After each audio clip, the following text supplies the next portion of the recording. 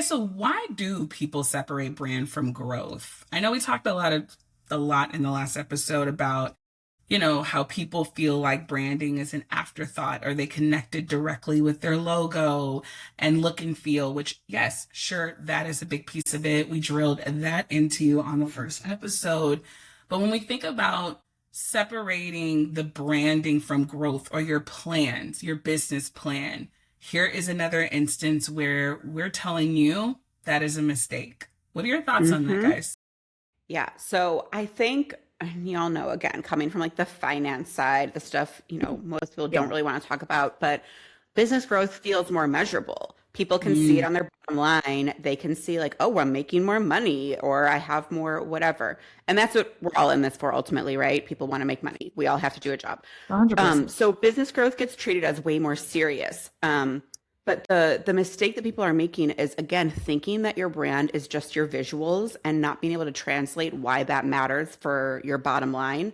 But when you think of a brand as a more comprehensive ecosystem, as your messaging, as how you're talking to your customers, as your sales pitch, because that is absolutely a part of your branding, that means and your brand growth. actually does translate to growth.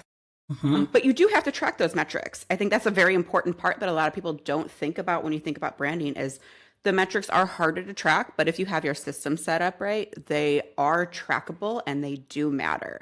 So they're not separate. They're actually one and the same.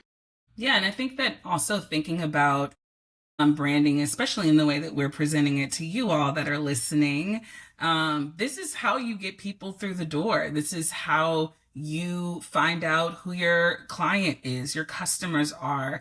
This is how you learn how to connect so that you can get the growth that you're looking for that turns into sales. When people feel like they understand who you are and they notice that you know how to solve their problems effectively, that is growth. And you do that through effective brand planning and connecting that with the business growth that you're trying to look for. So, I mean, two sides of the same coin of the last Hmm. episode, right? But this is just important because we've been recently working with young entrepreneurs in general that are starting to build out their business plans and build out systems for themselves. And we were hosting and talk through how important it is. And they're like, oh, I've been building this business plan and I didn't include that when I thought about growth. I didn't even think about how to speak beyond myself and to a couple of friends and family about this to get those sales